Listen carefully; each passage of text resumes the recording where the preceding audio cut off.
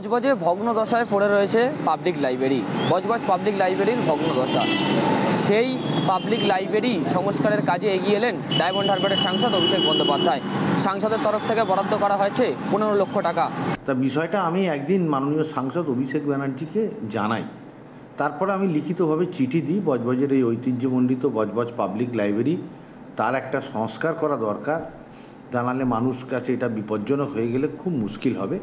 তা আমরা অনুরোধ করছি মাননীয় সাংসদকে, চিঠি দিয়ে আমি জানাই যে তোমার ফান্ড থেকে তুমি কিছু টাকা দিলে তাহলে এটা আমরা সংস্কার করতে পারব এবং এটা মানুষ অত্যন্ত লাভবান হবেন, খুশি হবেন, বিশেষত সাংস্কৃতিক জগতের মানুষরা। তাই এটা শুনে আমি চিঠি দেওয়ার পর মাননীয় সাংসদ অভিষেক ব্যানার্জি তার এমপি ল্যাড থেকে 15 লক্ষ টাকা বরাদ্দ করেছেন এবং আমাদের ইঞ্জিনিয়াররা গিয়ে সমস্ত কিছু দেখে শুনে লাইব্রেরি কমিটিকে নিয়ে তার এস্টিমেট ভেটিং করে নিয়েছে। এবার টেন্ডার হয়ে যাবে।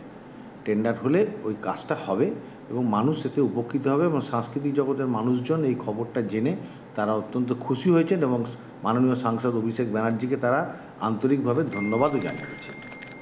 প্রথমে ধন্যবাদ দেব আমি সাংসদকে অভিষেক বন্দ্যোপাধ্যায় এবং সঙ্গে আমি দেব সবচেয়ে বেশি সহায়তা করেছেন আমাদের চেয়ারপারসন গৌতম দাশগুপ্ত। উনি চিঠি লিখে এইটা করেছেন এবং যার জন্য আজকে লাইব্রেরি একটা ভালো জায়গায় চলে এসছে এবং আগামী দিনে এই লাইব্রেরির সংস্কার হবে, ফলে বহু মানুষ উপকৃত হবে। সর্বপ্রাচীন লাইব্রেরি এবং আমার মনে হয় না 114 বছরের লাইব্রেরি অন্য কোথাও আছে। অনেক লাইব্রেরি বন্ধ হয়ে গেছে, কিন্তু আমাদের লাইব্রেরিটা কোনো রকমে এখনও পর্যন্ত চলছে। এই অর্থ বরাদ্দ হওয়ার পরে কিন্তু লাইব্রেরিটা বেঁচে থাকবে এবং সাংসদের কাছে কৃতজ্ঞ রয়েছেন তারা।